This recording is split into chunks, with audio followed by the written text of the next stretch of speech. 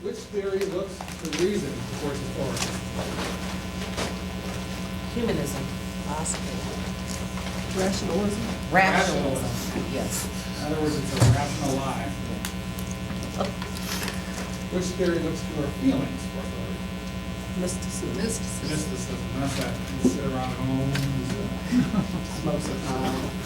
The right of every man to decide what a revelation made to him by God requires him to believe is known as what?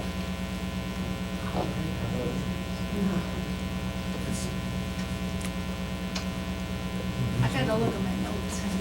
We just talked It's about the Yeah. right of private Yeah. judgment. Right. Oh. Private, yeah, that's what we were talking about. So that right there, those 6 things, is all last week summed up in what we need to know.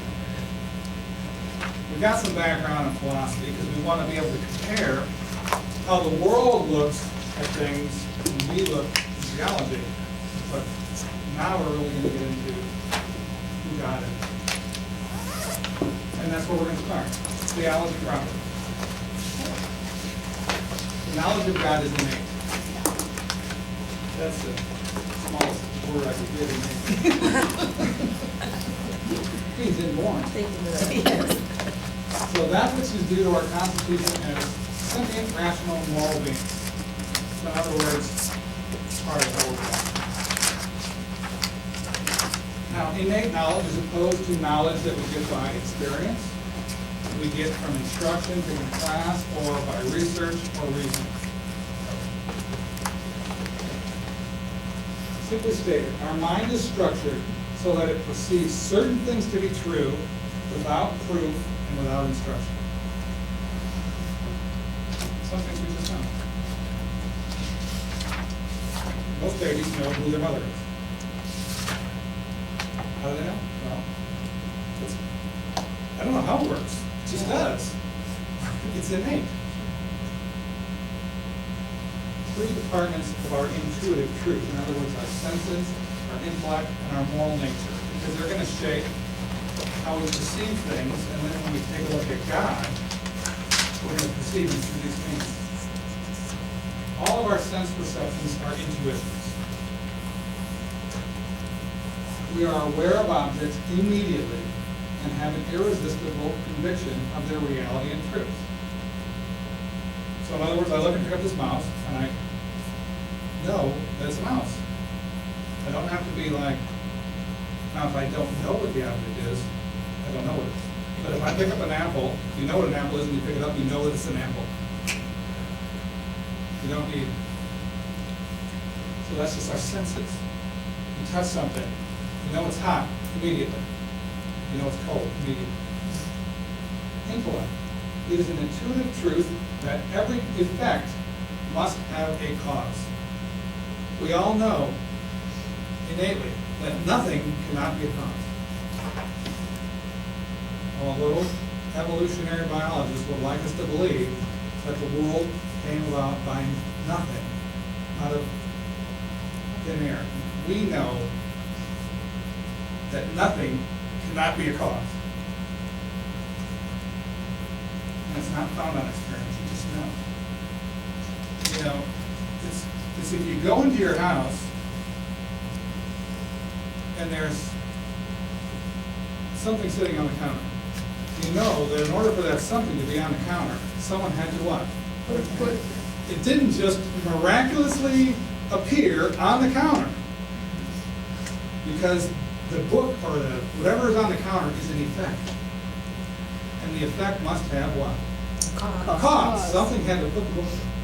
And that's what it was about. Cause And it's an and effect. intellectual thing. There are truths which cannot be denied as far as our moral nature without doing violence or really heavily coming against the very laws of our nature. The essential distinction between right and wrong. I mean, we instinctively know what is right and wrong.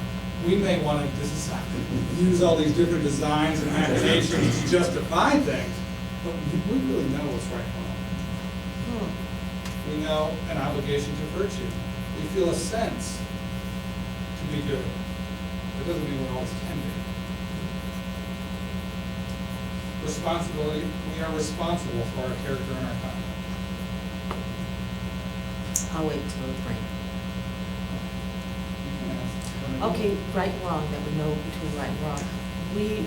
Our basis for right and wrong is scripture, but not mankind. Some people's right maybe are wrong. Yeah, but we still instinctively know the difference between right and wrong. They may say that what Their they want to instincts believe may- is right and wrong, but they know that there is a right and wrong. Some,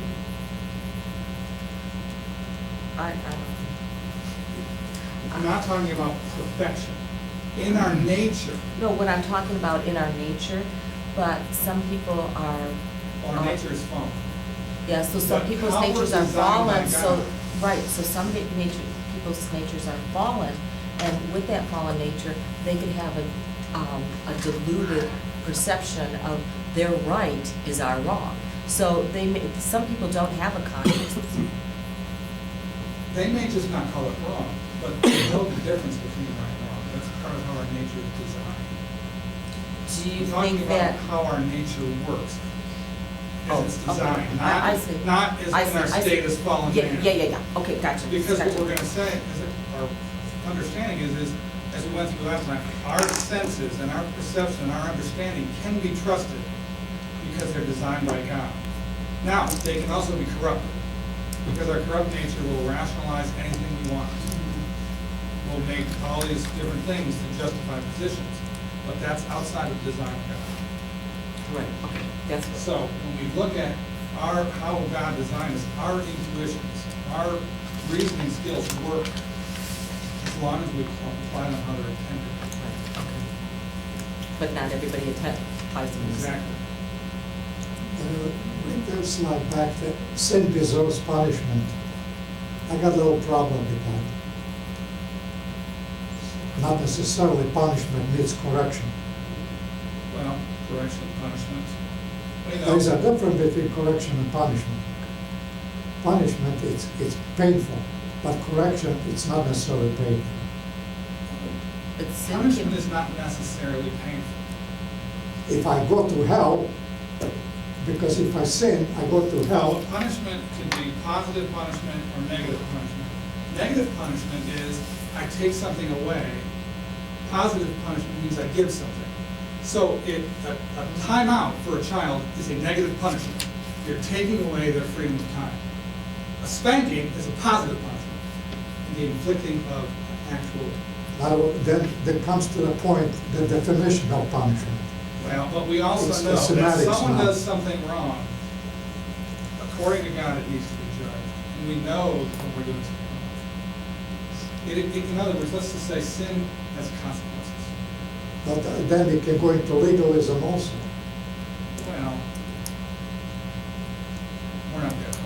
We're gonna just say Not yet. how we're designed, we know that when we transgress God or our neighbor, we deserve a penalty. Whether it's losing something or getting correction or whatever, there's a penalty. And we know when we deserve the penalty. No matter how we deny it, or, even Adam, he knew he did wrong, he blamed it all on Eve. I mean, that's what we do. typical guy. Well, he played it on the script, didn't he? Yeah, he did, yeah. Two proofs that the knowledge of God is unique. The knowledge of God is universal. The Bible asserts that the knowledge of God is universal. That would be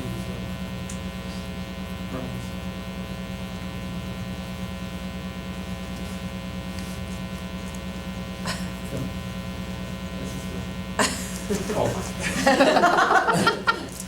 It's early. It's early. We're reading already.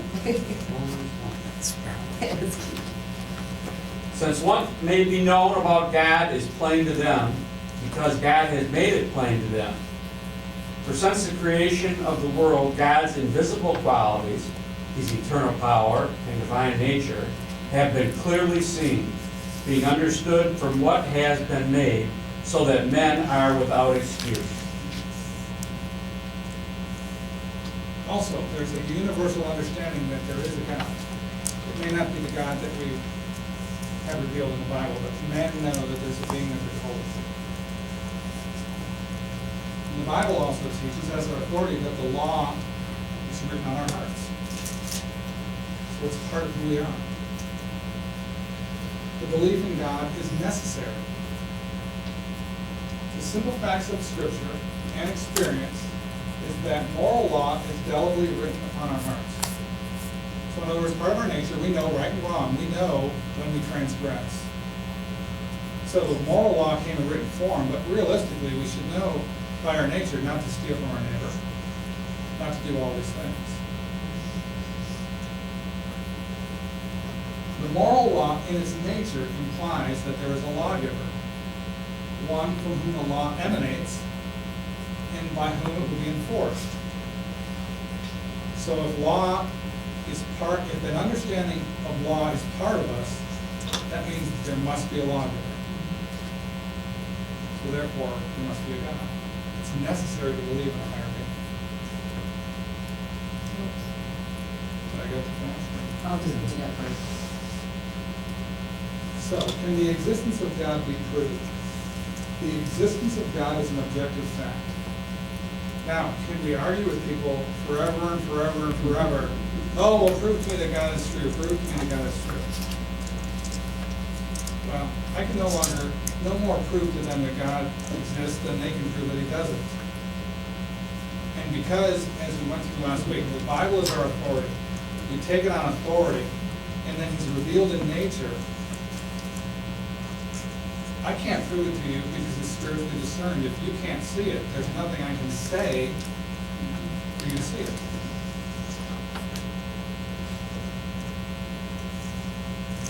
It may be shown that it is a fact which cannot be rationally denied.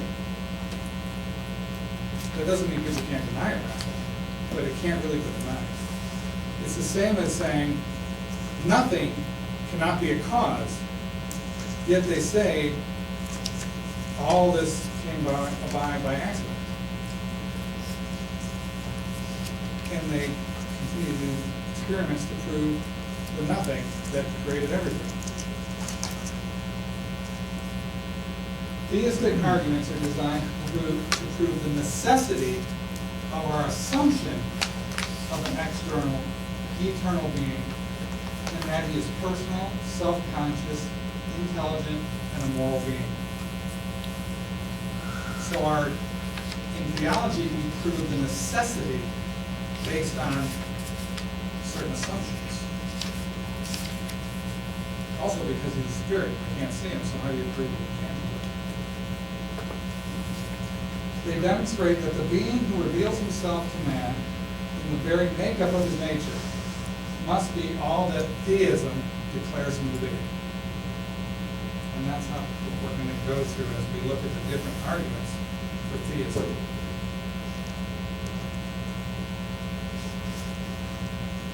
So basically, theism is the doctrine of an extra-mundane, external, outside of the physical world, personal God, who is the creator, the preserver, and the governor of the world. Most people, if we look at last week, if they're into rationalism and all these things, they're going to say, well, prove it to me, give me the mathematical equation, or I can't prove it to you that way. I can prove to you the necessity, just like I can say, if I go home and there's a book on the counter, I can't prove to you that someone put the book there. But it necessarily has to be true that the book didn't come out of nothing. So someone has to put the book there. But they can still argue, oh, well, no one put it there. If you can't prove to me who did, then no one must have. Well, how do you ever argue with that?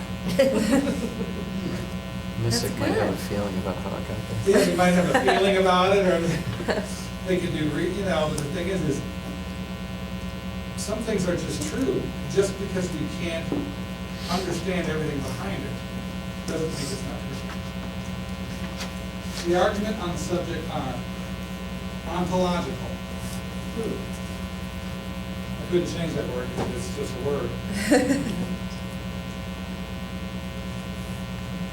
Ontological argument is the existence of a necessary and eternal God.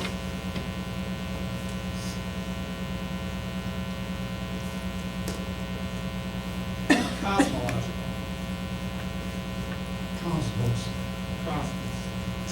the universe is created by God.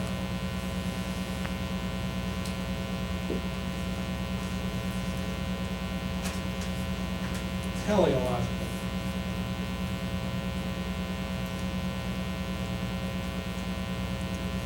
The being is intelligent.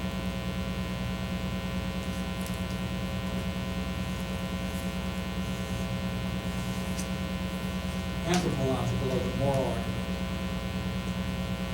He is a person possessing moral attributes.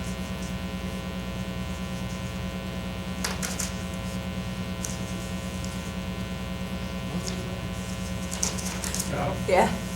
Now you can have it, because now we'll just talk about what they are. Ontological argument. The ontological argument is designed to show that the real, objective existence of God is involved in the very idea of such a being. We have the idea of an infinitely perfect being, do we not? We can imagine it, we can contemplate what it would be like, or what its attributes would be. So if we can contemplate an infinitely perfect being, and we are finite, that idea could not have originated with us. Because we're finite, it's beyond us. So the ability to imagine a being that's infinite must be part of how we're designed. It must have come from God. It must be part of how He designed us. Couldn't people just say, well, what about aliens? Oh, should I raise my hand, by the way? No, just Blurt out. yeah, but they can say aliens. But aliens are not infinite. They're talking about just another form of being. We're saying, I'm a finite being. So everything within my sphere of understanding is limited. Yet, somehow, I have this idea of something unlimited. Where did it come from? It had to come from somewhere. So again, you're talking about the difference between innate and empirical knowledge, right? Exactly.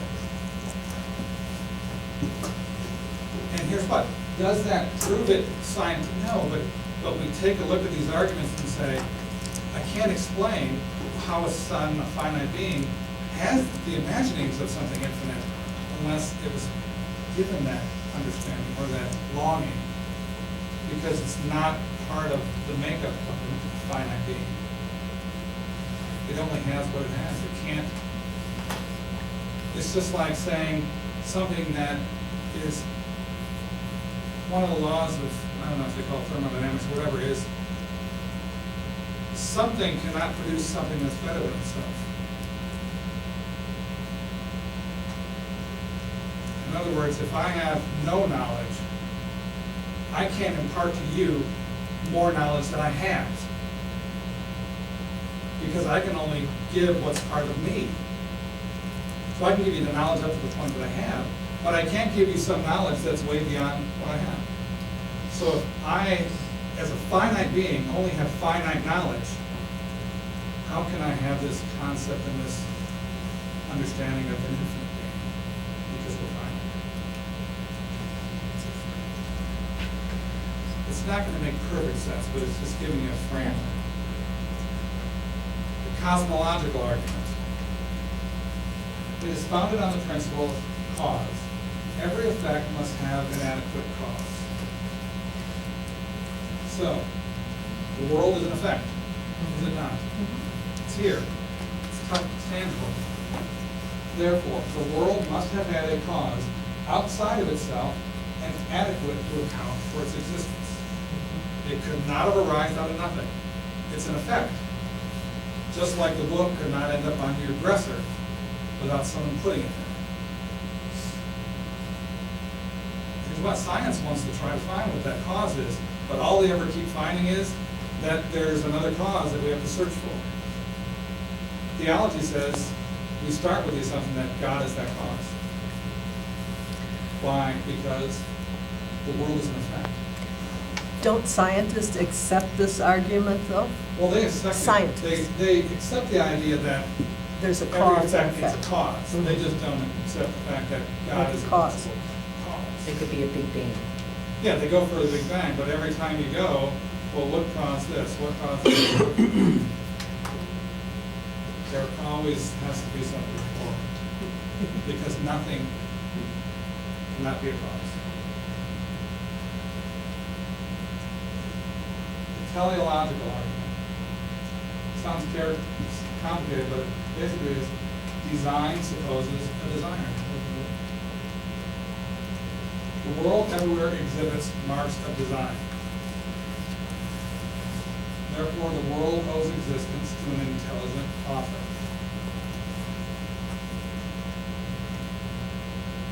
I mean, you can just look at the human body or the human reproduction and how a baby is formed and everything is designed to work. And go, how did that just happen accidentally by all these things, randomly combining, and then all of a sudden we have these, intellectual beings developed accidentally, and we can have conversations. We say, boy, it looks like it's designed, but it doesn't have a designer. So does it prove to scientific people who want a material thing? No, but it's an argument theologically that innately we can understand.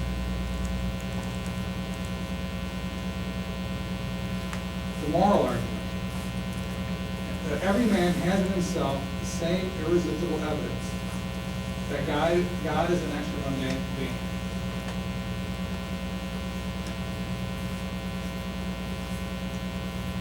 That he is intelligent, volitional, and moral.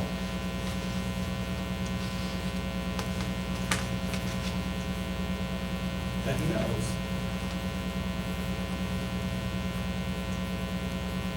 That he has the right to command. Now that doesn't mean people can't deny it, but people know. This is what is that thing they always say, there's never any atheists in a foxhole. Because they can deny it all they want until they really need something, then all of a sudden, there's a being to whom they can call out. That he can punish and save.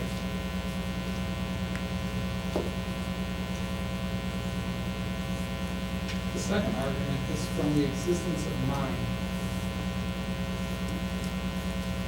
It is a fact of consciousness that the soul and body are distinct.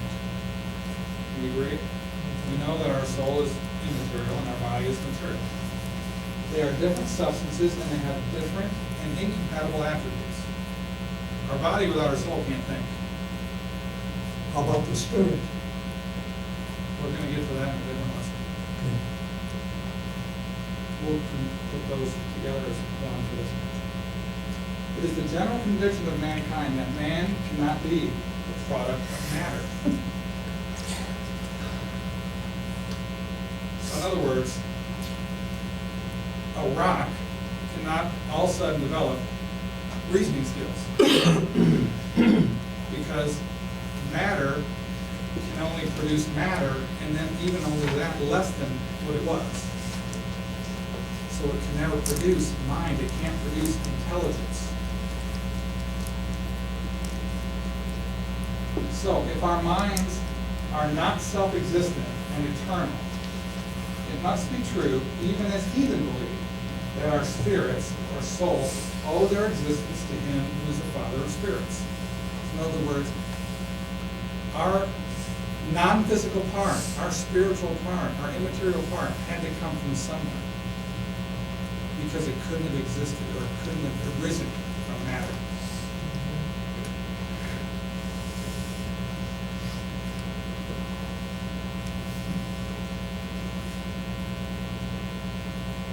From the nature of the soul. The soul of man has intellectual powers capable of indefinite expansion, which in this world never reach their utmost limit. Just think about, in the last 20 years, how our knowledge has expanded, and our ability to comprehend and share information, manage information, compared to just 100 years ago. So the limits of how we're designed and the functions of our soul, our immaterial part, are, I wouldn't say limitless, but they're way beyond any limit we'll really reach. They only say we use, 10% of our brain. The soul of man has a capacity for happiness which nothing in this world can possibly fill. Can you ever be too happy? No. Have you ever reached your limit of happiness? You could be happy, but then you could be happy more. Or, you know, you see a loved one, and then you see, at a family reunion, you see more loved ones. You just get more and more filled, but you never get filled to capacity. There's no limit. The soul has aspirations to which nothing in this life corresponds. We have desires inside ourselves that are beyond. Even people that are in the most remote places have aspirations to do something.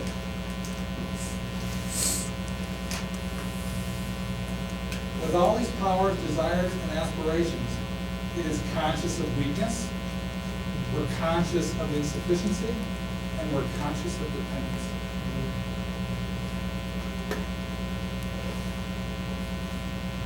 So we are conscious that we need a being to whom we can kind of be ourselves. We're conscious that we need relationship. Are those infallibilities? Are there what? Infallibilities? Infallibilities? Right. What do you mean by that? Infallible weaknesses or insufficiency can be infallible person. An infallible person? Right. Oh, yeah, we all, I mean, I'm not sure exactly what You you're have trying to say. strength and you have Are they weaknesses. liabilities? It's not, I don't think they're either a strength or a liability. I think it just shows how we're made. Oh, I see. While at the same time we have this ability, to the greatest measures of thought and reasoning, we also can feel insecure. We can feel that we want to be loved, or that we want to have a relationship. We get, you know, so our soul, our spiritual part, is capable of this vast array of things. Whereas, you know, when we get into materialism, we'll say everything just arises out of matter. Well, how do you account for all this stuff if everything is just a dumb machine, like a computer? And that's what we're looking at. That's why, when we say the anthropological, the study of man argument is, because our soul is a much different in substance than a material body, and it drew its existence from something outside of ourselves. It's beholden to that, and it's amazing in the capability it has, which is far bigger than the capability of matter. I mean, a rock can only be a rock and will only ever be a rock. Adam, if God wouldn't have breathed into him the breath of life, would be what? He would be a hunk of clay in the shape of a guy. He would be like one of those statues in ancient Greece. So that shows us there must be a cause, a being that instilled this into who we are. The moral nature of man. Facts are, we have an innate sense of right and wrong, and we can immediately judge some things to be right and others to be wrong. Now again, this is talking in linear terms, perfect terms.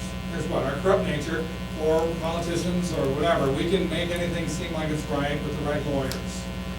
But we can tell, here's what, even a crook knows when they do something wrong, they did it wrong. And the first thing they try to do is what? Hide. Rationalize. I mean, if they didn't really think it was wrong, they would just stand there saying it's robbery and go, it's not wrong. But the first thing they do is run. Yeah. So obviously, they must have known it was wrong. That was good. Otherwise, they just stay. These moral judgments are independent. They are not under control of our understanding or will. Here's what, but that's what man does. They try to will something not to be wrong. And you can, here's what, you know, you hear stories and you talk to people where they've done something terrible and they lived with this for their whole life. And it ate them alive and it destroyed their whole life because they knew it was wrong. And they tried to tell themselves through their will that it was not.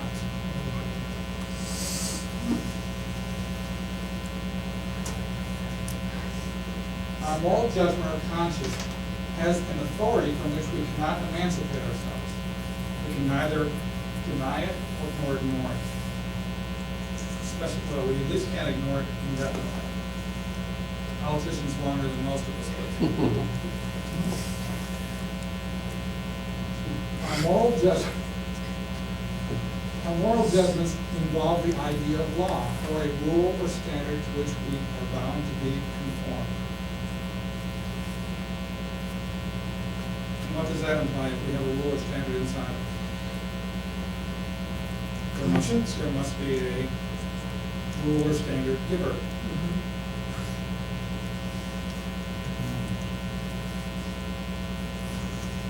And by the way, these are questions that all of science and all these things will never be able to answer. So they never really talk about them.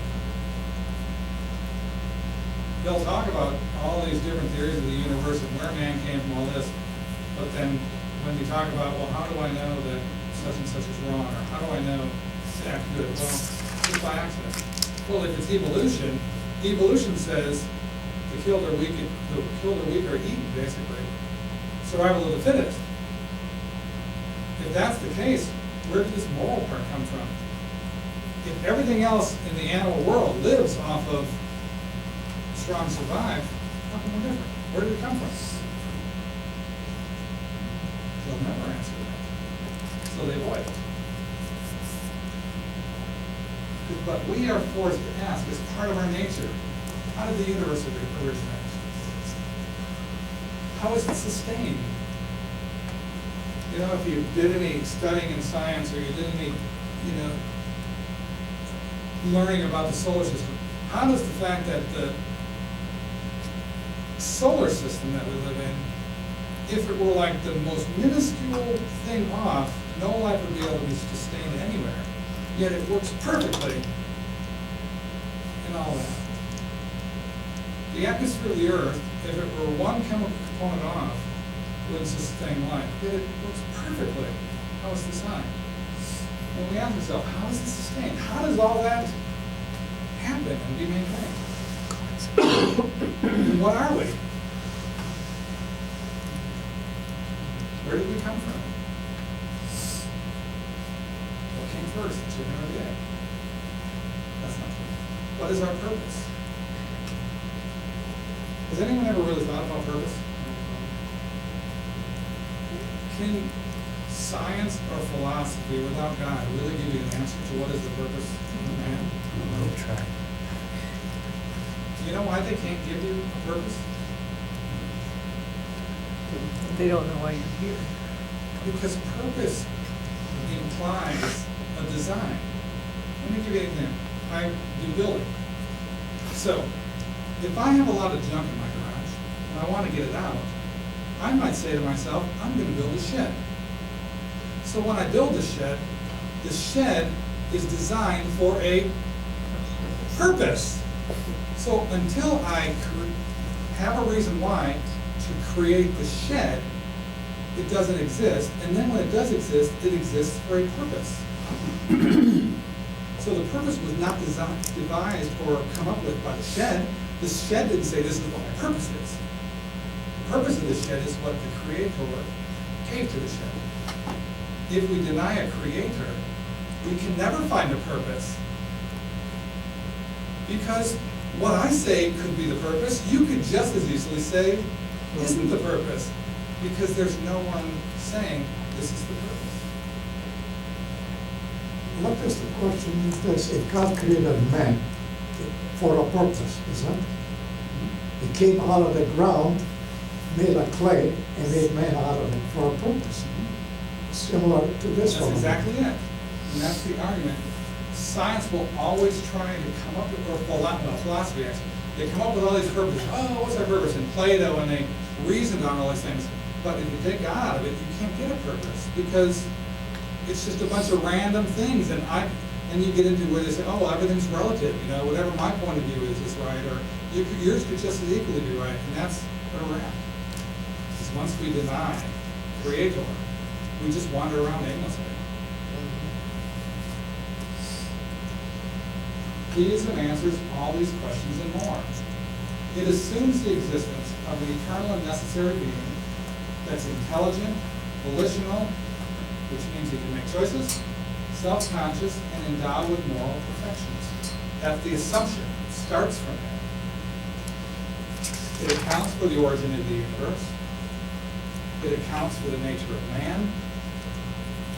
It gives what that nature demands, an infinite object of love, confidence, and adoration. It reveals to whom we are responsible and on whom we are dependent. Philosophy will never do that. It'll just come up with theory after theory after theory. The man is the center of the Exactly. philosophy. Exactly. And it will never, the finite can never explain the infinite, because it doesn't exist within us. It cannot fail to be accepted as true, either intelligently or blindly.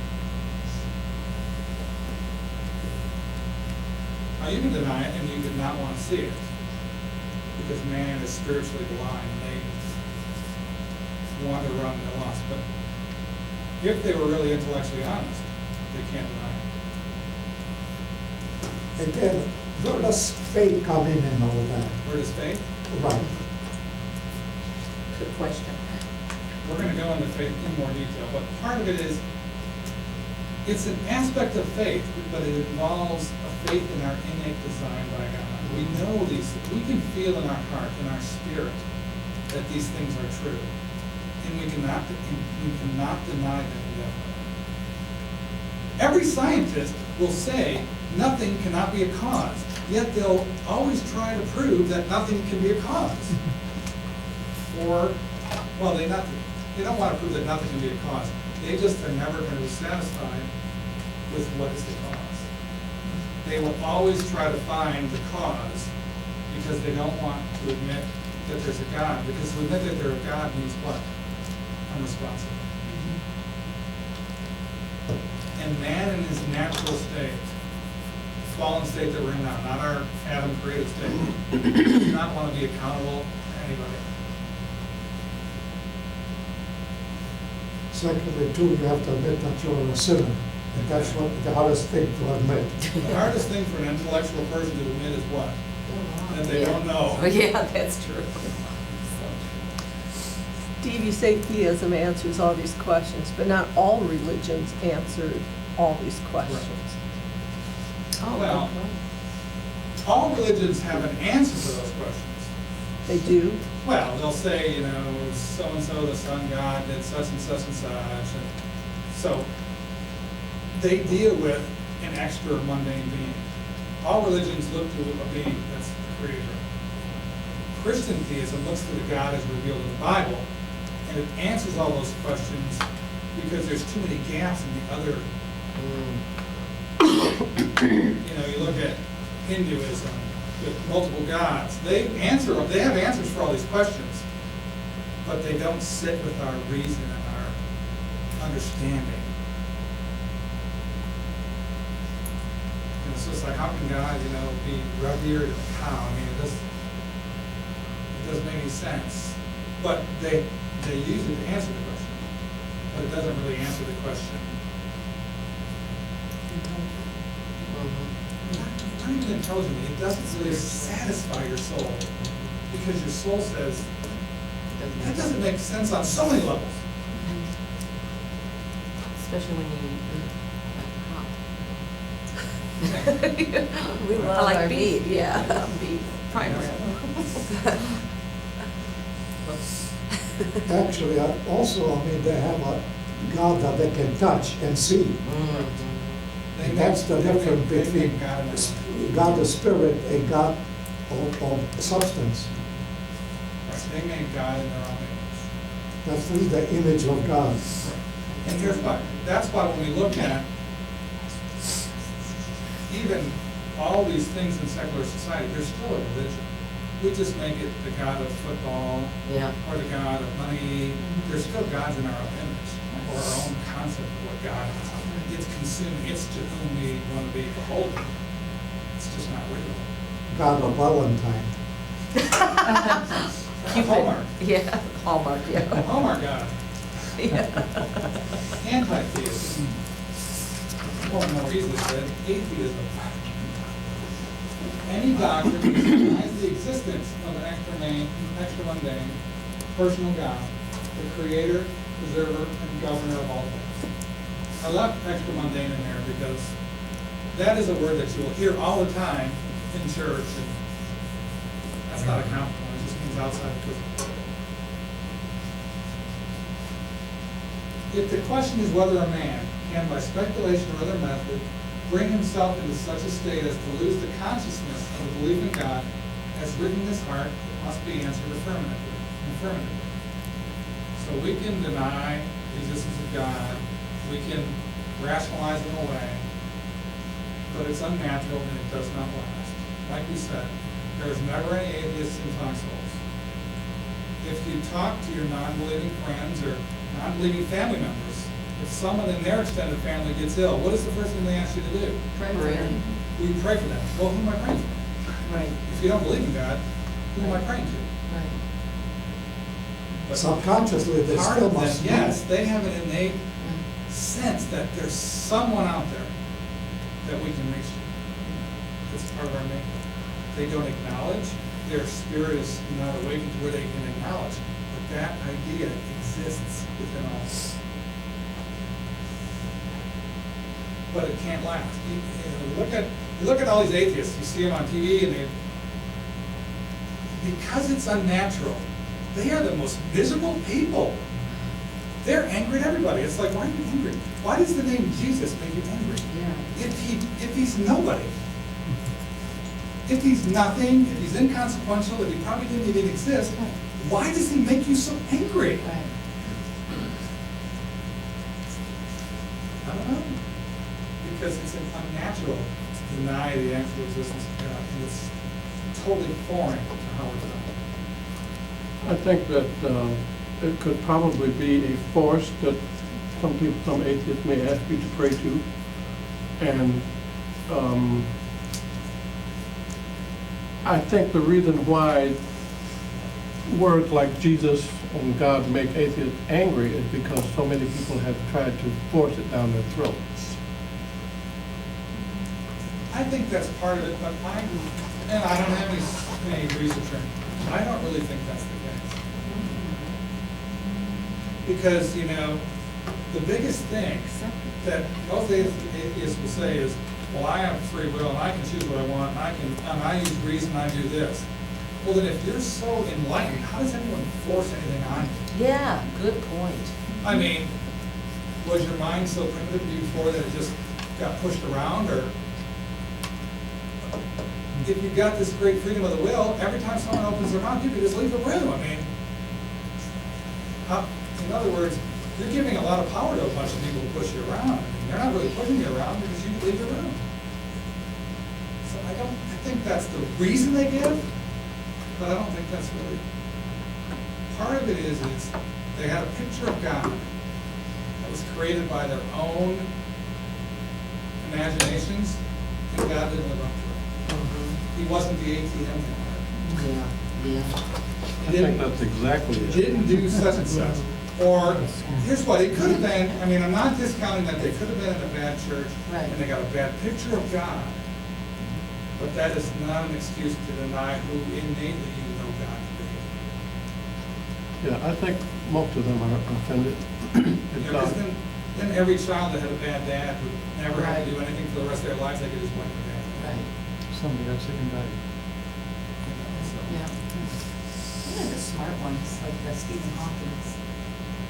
a lot of times it's a function of intellectuality, which means I am measuring everything off of myself or intellectualism, and I'm not going to admit there's anyone on the whole. It's almost the same reasoning when you get into political thinking with libertarians. They don't want a government to be beholden. Because man is just so good, we could just naturally be good to our neighbors. We could to an extent, but eventually chaos will ensue because some of the neighbors are going to get bigger guns than we all have. Yeah.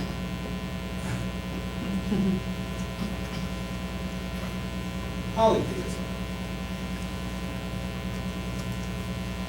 The theory which assumes the existence of many gods. This was a lot of the gods in the Old Testament. Yes, the ancient Greeks, the ancient Romans, Hinduism, some of the Eastern religions, they had a god for everything. The prevalence and persistence of polytheism shows that it must have a strong affinity with our fallen human nature. I mean, there's a lot of people that still are believing polytheism. I mean, Hinduism is a big religion. And there's a lot of different cults that worship different animals for different things. Although it has no philosophical basis, it is a formidable obstacle to progress of true religion in the world. Because it's based on feeling too. I mean, if you just feel that cats or dogs or cows or ants could possibly be your reincarnated relatives, how do you argue with that? They believe that? Oh, you look at a lot of these Eastern religions, reincarnation, and then, you know, Hinduism, they have a lot of sacred animals, and they could have been, it's. Ants? Oh, yes, ants could, you know, because they believe in reincarnation. Your ancestors could be reincarnated as any form of life. If they were really bad, they could be an ant or a slug. I mean, so you really don't want to. That's where you walk. But it's hard to. Even argue It's with not philosophical or logic based, it's just, they almost have to be delivered out of it by the power of the Spirit. You can't really, there's no real argument about it. Materialism. Now that's, We don't have any experience with that. no, no. Materialism is that system which ignores the distinction between matter and mind. It refers all the phenomena of the world, whether physical, vital, or mental, to the functions of matter. So basically, we are just a bunch of synapses firing in our brain, and we should just act exactly like a computer. Could you say hoarders are materialistic? Different type of materialism. Materialistic means I have a desire for material things, but materialism in this standpoint, we're talking about matter. I not the call it money hoarders Yeah, but it's, or property we're hoarders. talking about material matter in God. So in other words, saying that I am no different than this book. That's materialism. Oh, I see. I have nothing distinct. The only reason I can talk in front of you is because there's different synapses firing in my brain that go out through my mouth, and you can understand it because of the way the ear works. It has nothing to do with, we have no spirit or soul. It's just a function of matter. And it plays right along with evolution. It's just a progression, and there's no intelligence, there's no real anything. All it is the natural progression. So in other words, it takes all feeling, all emotion, everything out of it.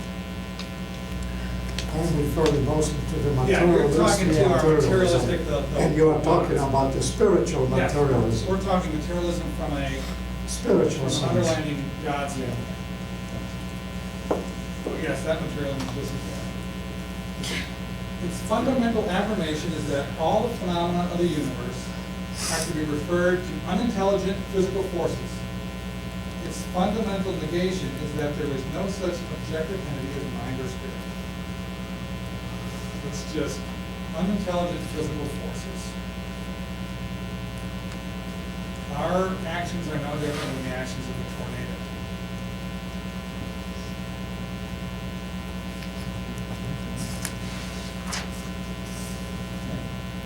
It also gives us license to do whatever we want, so then we can blame it out.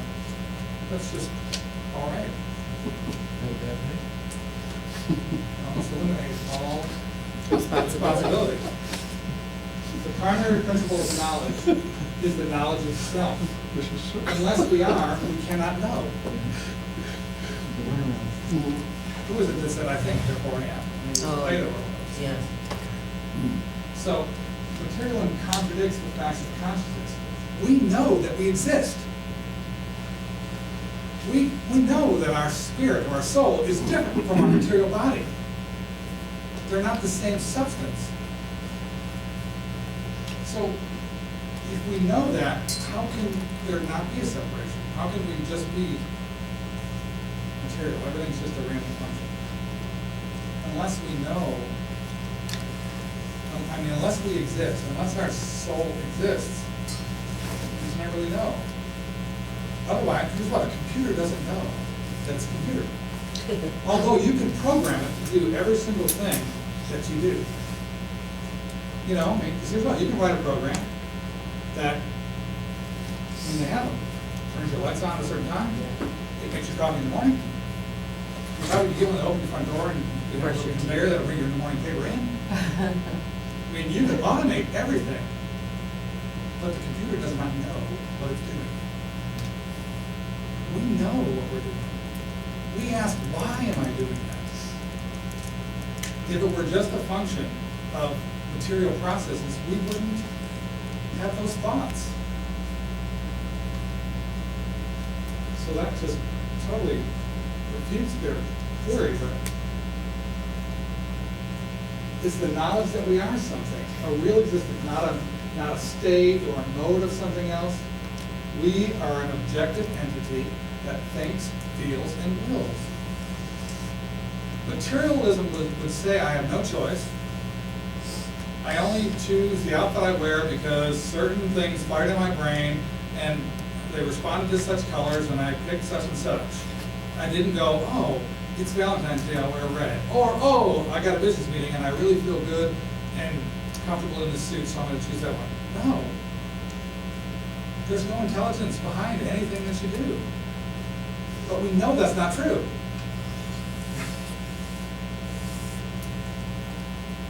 It denies the fact of any free agency, any choice.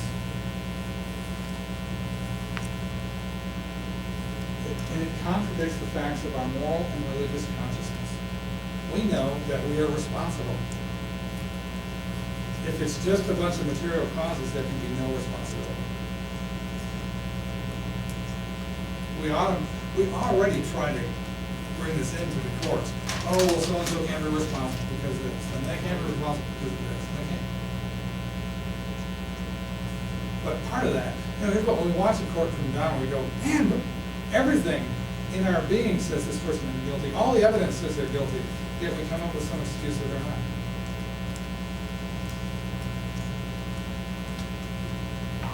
It contradicts the truth of reason. It is self-evident that an unintended intelligent cause cannot produce an intelligent effect. It cannot purpose, it cannot foresee, cannot organize, and it cannot choose.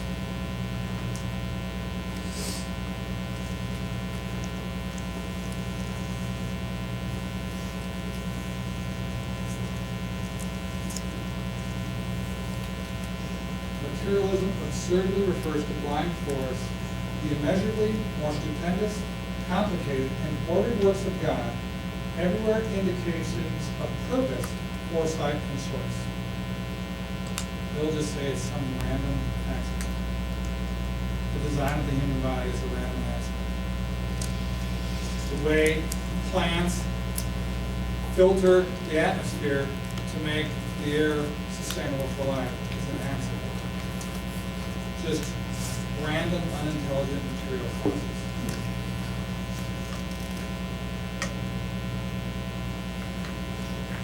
Pantheism. Does anyone know what pantheism is? God is everything, God everything is is God. everything.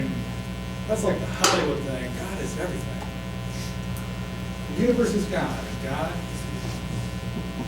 you can become one with God. Yes, Scotty. The essential distinction between matter and mind, between soul and body, between God and the world, between the infinite and finite is denied. There is only one substance, one real being. It merges everything into God.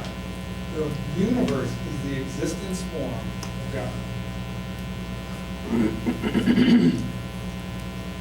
God is not a person who you can worship and whom you can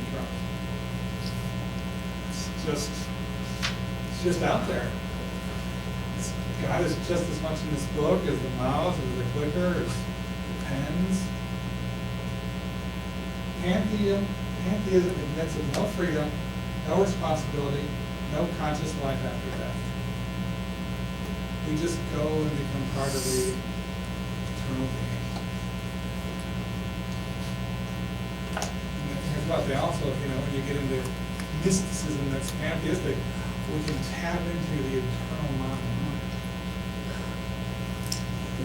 So you see where all these things come from?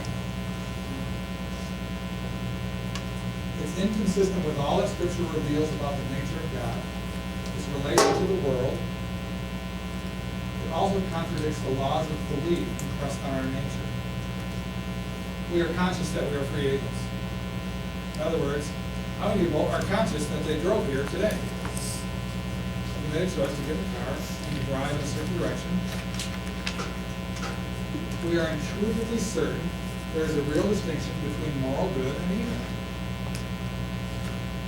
Here's what, that doesn't mean we don't have moral dilemmas, where we go, oh, the limits, sometimes it's right in the case of war and this.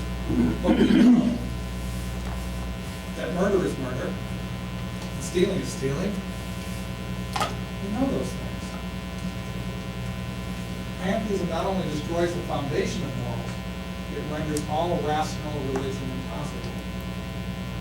Because there's nothing to worship or adore or to be beholden to. Everything is God's essence. It can be said that pantheism is the worst form of atheism. Atheism is merely negation. It deifies neither man nor evil. Pantheism teaches that man, the human soul, is the highest form in which God exists. Evil is as much a manifestation of God as is good. Because the universe is the existence form of God. So everything that exists is God. Evil, good. According to this system, man is no more immortal than the leaves of the forest, the waves of the sea.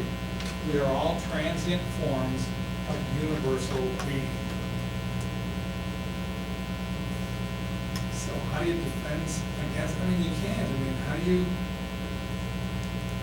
don't. All you can do is pray for people that are. Because what do you think? How can you say that everything is God?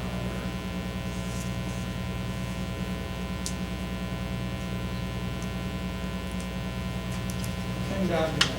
Clear documents is that God can be known.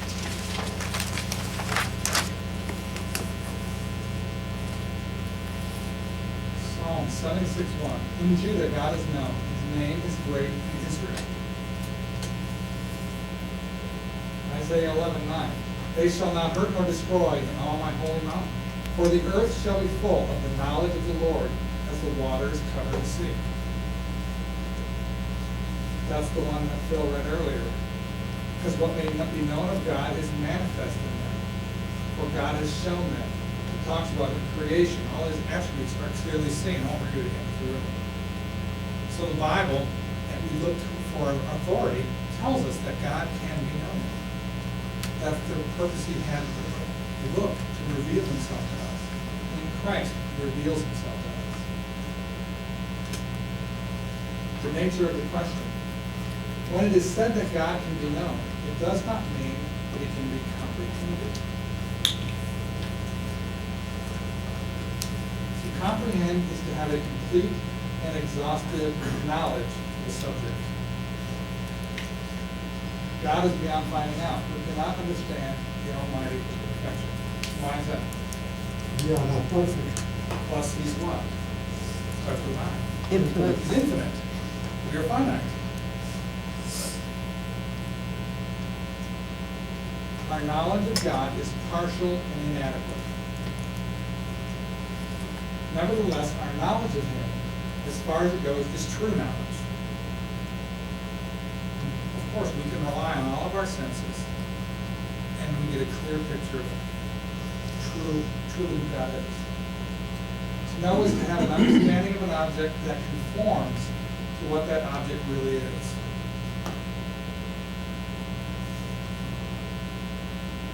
Paul says we see through a glass darkly. We don't see even in heaven, we're not gonna see everything that is God. We're not gonna understand everything that is God.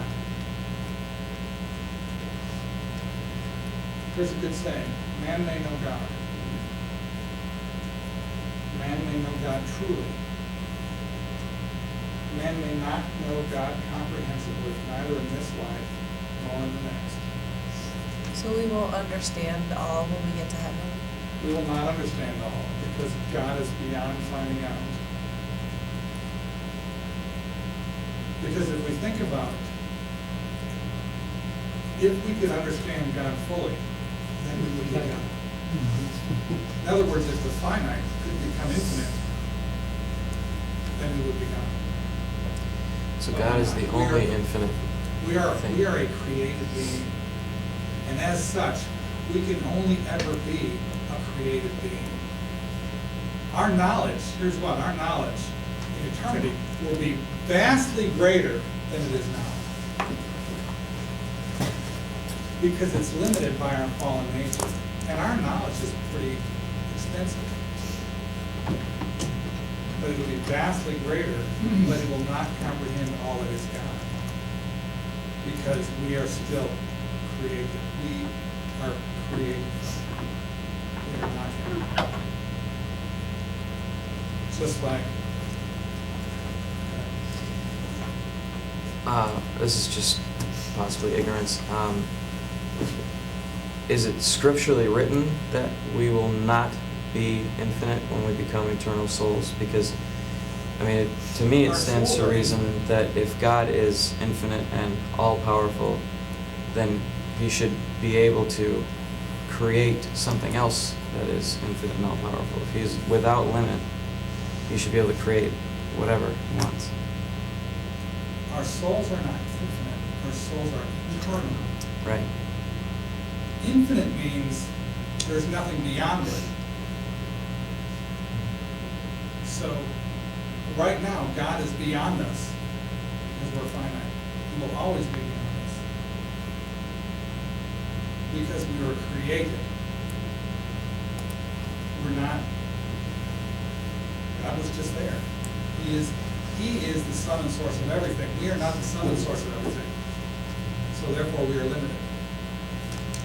However great it is, we're still always going to be limited, but our soul is going to be eternal. In other words, it's not going to be subject to time anymore, but we'll still be limited. There will still be things that we can learn. We'll be able to explore all of what's been created and learn. If we were infinite, we would just know. God, in His infinity, He has foreknowledge. He knows everything is present to Him. There's no past or future. We have a progression. Even in eternity, we are not going to have, we will not know everything that's going to happen in the future. Because that's not. Part of it is you just have to take on faith that God is who He says He is. And He says He is an infinite and we are a creature. We can have great knowledge and even beyond what we could even think, but it will never be able to understand. We'll never be more than our Creator. Exactly.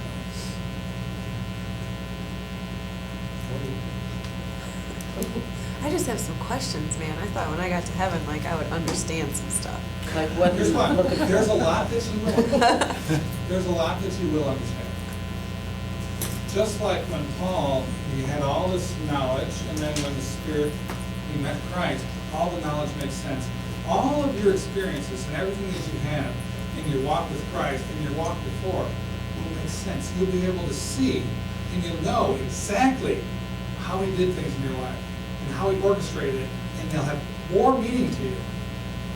You'll also know, and that's the reason we have to read this book as best we can, understand as best we can, learn, is because we're going to know all these people in here. Because we'll recognize them by their character. I don't know how that's going to work. But the Bible says we will know each other in heaven. We'll know the patriarchs. We'll know the apostles that came before us. I don't know how we'll know it. But we'll recognize, somehow we will recognize, because the Spirit in us has that knowledge. We just are not conscious of it, but he is. Just like sometimes you go, oh, that makes sense now all of a sudden. Why does it make sense all of a sudden? It's been there all the time. You knew that fact since you were a kid. I recognize Peter because, part of his character, who he was, revealed in the Bible, his flippy, floppy kind of thing, and then all of a sudden, oh, he denies Christ, and then, oh man, look at it, he becomes this great pillar. Wow, somehow the Spirit's going to say, it's Peter. I don't know how that all works, that's way beyond, but it just says we're going to. We're going to be able to recognize all our loved ones that are with us. Steve, we will grow in knowledge also. Yes. I And- hope so. But we'll never become We'll omniscient. never have full knowledge. Right. Will not be God, will not be a little God. It's too much responsibility. I know, I just want to have fun. But Yeah. Isn't that the promise that the servant may keep? Huh? Isn't that the promise the servant may keep? Oh, yeah. He loved God. God. She was so stupid. Yeah. So mad. I'm just gonna slap her when I see her. Oh, man. If she even got in. Want to know what's the same thing? Let's just be honest. She was on the other foot. You didn't. No way. No way. I would have had a better husband. No, I Design? If you had asked God for another husband. If they had a Twinkie tree and they got This man's not listening to you. We can always say that, but Well, if there was like a Twinkie tree, maybe, but not an apple. No, you know what? All that for an apple? I don't Adam think and so. Eve made their mistake. They should have ganged up on the serpent right there. They should have just teamed up and said, hey, he did it. I know, right? It wasn't me. how do we know God? We deny any limitation to God. We assign to him every excellence in the highest degree. Since he is the great first cause, we refer to him every attribute manifested in his works. So if we see goodness, we attribute to him infinite goodness. If we see order, we highest order. What is the difference between infinite and absolute? Infinite, absolute. Right. Absolute. Infinite is Because God is absolute absolute. means there's nothing outside of it. Absolute means that's where it starts. The beginning. So God is the absolute truth, which means all truth emanates from him. All design emanates from him. So really, if we look at it in an absolute sense, God designed the universe and everything that's in it to reveal himself. So all of nature reveals him, all of human nature, even though it's fallen, in part we incompletely, reflect him. So science, in its true sense, is really only a search for what God reveals. Or in other words, it's absolute truth, because absolute begins from him, versus relative truth. In other words, truth that's related to something, it comes off of something. Absolute laws, for instance. Again, what is the definition of absolute law? Which means they're at the core, they're at the beginning, there's nothing up before them. It's a great debate too, can establish. Well, when you talk about it from man's thing, we talk, because our knowledge is relative, we argue things in relative terms. If we deny God, then everything is relative to whatever we want it to be relative to. That's the reason we go into the absolute. And that's where, when we look at the Bible, God reveals himself, and that is the absolute, that's why we start with God. When we can look at his infinity, when we look at all his other characteristics, everything flows from that. We are children of God. We're authorized to assign to him, without limitation, and to an infinite degree, all the attributes of our own nature as creatures. And we are made in the image of God.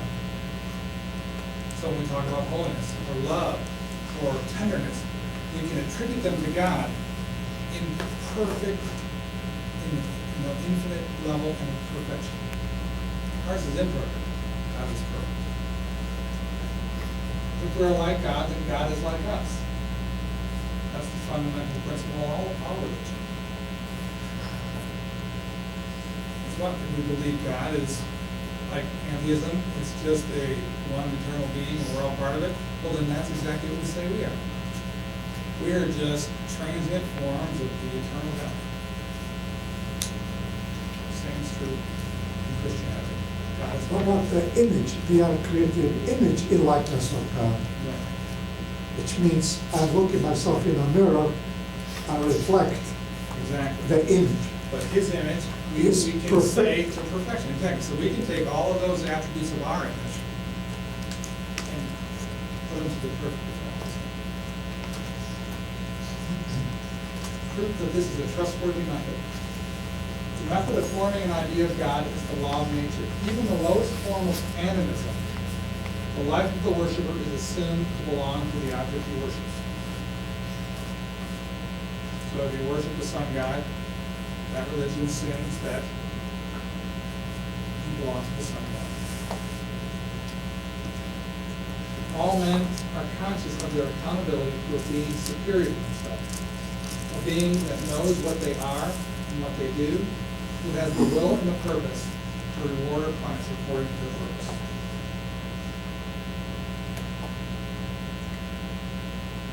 From our religious nature, as distinct from our moral nature, we arrive at a true knowledge of God when we ascribe to him the perfections of our own nature, like we said. As an image, we reflect the picture of God, so therefore, the reflection is found. But it's perfect.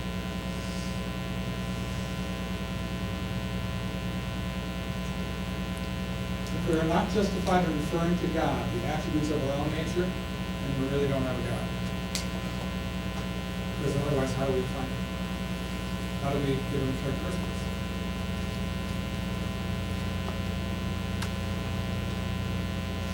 You would just say, oh, I guess he is, but what is he?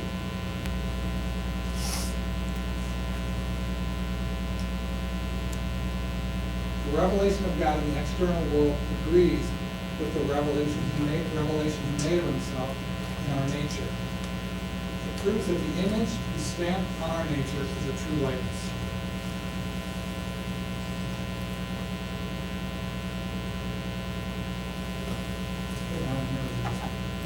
I'm always cold, it's hot. And that door is open, we might have to open the house. The scriptures declare God to be what we are led to think he is when we assign to him the perfections of our own nature to an infinite degree. That's exactly who the scriptures declare him to be.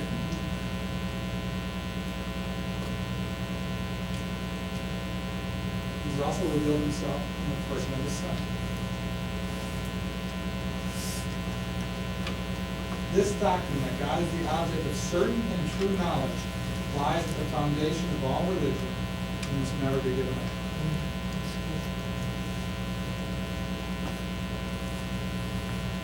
So, I mean, this is what a lot of people say, oh, well, you know, you can't really know God, or you can't, it's just this, it's not really a true religion. How can you worship something that, for lack of a better term, you just can't relate to? It's almost like, it's just on a simple level.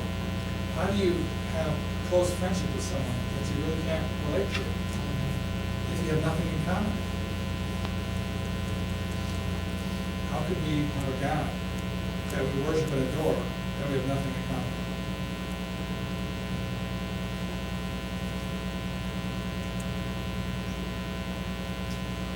Necessity of supernatural revelation.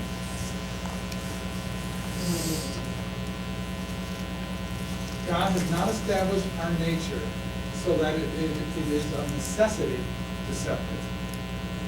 So in other words, our nature can be trusted. It's not designed to mislead us. Our senses are not designed to mislead us, all those things. The senses, the reason, the conscious, within their spheres are trustworthy guides. Were it not for the disturbing element of sin, We do not know if man, in full communion with God, would have needed any other guides. So what does that mean? If Adam hadn't sinned, his senses, his reason, and his conscience likely would have been enough for a perfect relationship with God. And the earth will be perfect. Okay? So, as a result, we are not in the natural state that God finds. We're in the natural state of a fallen state. So what are grouped into the things that are supplemental because of the sin? Like the Bible itself, the Scripture. Yeah, the Scripture, supernatural revelation, the work of the Spirit in our lives. And here's what, we wouldn't have needed the Spirit to dwell in us had we not had a fallen nature. Because our nature is corrupt. The Spirit is our guide, is our schoolmaster that leads us to Christ. As opposed to Adam walked with God in the cool of the evening. God had something to say to Adam, he came down and spoke to him. Now, the Spirit works in us. It's so cool, that's all. So all those faculties that were perfect in Adam, that worked in perfect harmony with God, were corrupted. And now we need that supernatural influence. And we also need the regeneration. Because we are not in our original or normal state. And when we talk further on in free will and all those things, our free will is not the same that Adam's was. Because we are not in the state that Adam was when he was perfect. All of our faculties are corrupted.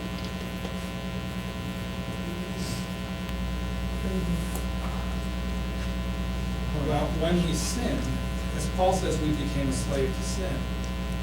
So all these faculties they serve ourselves. Adam, when he was perfect, he served God. In other words, he was in perfect relationship with God. In our fallen state, we are no longer in relationship with God. That's broken.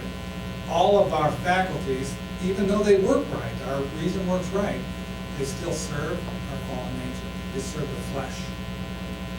So sort of like the set of influences that form our decisions in our free will are different. So we still have the will. We can still choose different things, but we can never choose outside of ourselves. In other words, we can't choose God, because that's been cut. In other words, instead of God being the center of our person, we became the center of our person. And here's what? You can see that in all the different theories that man comes up with. Everything revolves around us.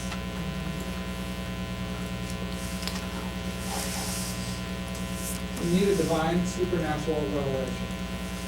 It gives us real knowledge. I mean, the Bible, when you read the Bible, the more you read it, the more you understand it. And when it talks about truths, it talks about relationships, it talks about how we should treat each other, how we should approach God, and how to handle different situations. That's real knowledge. It may not be real comfortable to sometimes follow them, but they actually, if we're really honest, the way that it says to act really works when you actually act that way. Now, submitting to a person that's abusive and letting them continue abusive is not really the way. But when you submit to someone that is also submitted to God and you're submitted to God, you have very great harmony in a relationship. Husband and wife, they're both submitted to God, and they submit to each other mutually. There's great harmony there. It's not perfection, but you can have harmony because it's designed that way. And that is real knowledge that relates to revelation, because this is a supernatural revelation. It also teaches us what God really is.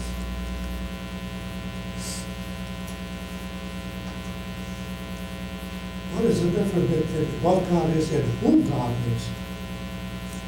Who God is his attributes. What God is he's a spirit. And then, we'll go into that in the second half after the break. You know, the nature of a spirit and what's the attributes of the spirit, and then who God is. So what he is in his essence is he's a spirit. And the spirit has certain characteristics. Who he is almost, from a personal standpoint, is almost personality. It's the attributes that relate to us. Who he is his essence, and who he is his being. That's what he is. It also teaches us what sin is. It teaches us what the law is. It teaches us Christ and the plan of salvation through him. It teaches us what the state of the soul is after death. While it reveals truth far above the reach of our senses or our reason, it reveals nothing that contradicts either, and it harmonizes with our whole nature. So in other words, as we read through the Bible and all of the revelations there, nothing doesn't fit with how we see ourselves and how we're designed. Can we say that the Bible is absolute? Yes. In other words, absolute in terms of it's infallible. In other words, it came from the perfect source. In other words, it is the source. That's what I would call it. In the simplest terms, absolute. Whereas, here's what, to get that, if we look at materialism, materialism does not harmonize with our nature.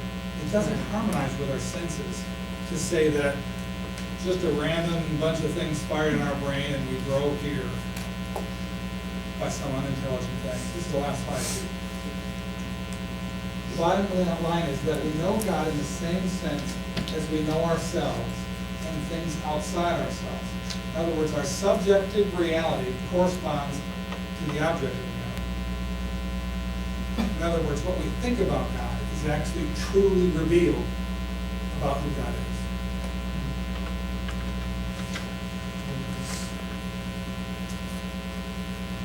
So when we think, if I'm beholden to a being outside myself, and I have these characteristics, and I give them to him in an infinite capacity, and then we look at the revelation, that's exactly what it reveals. We may not understand it. We may not understand how God's justice and his holiness and his wrath and love, all that fit together, because we don't see everything in perfection like he does. Part of it, we just have to trust that, guess what? It makes sense to him. Sometimes, if you're not a computer person, you work on a computer and you get lost and someone comes over and you go, oh, it's just a da. And you're like, well, it makes sense to you. Any quick questions, or we'll take a break?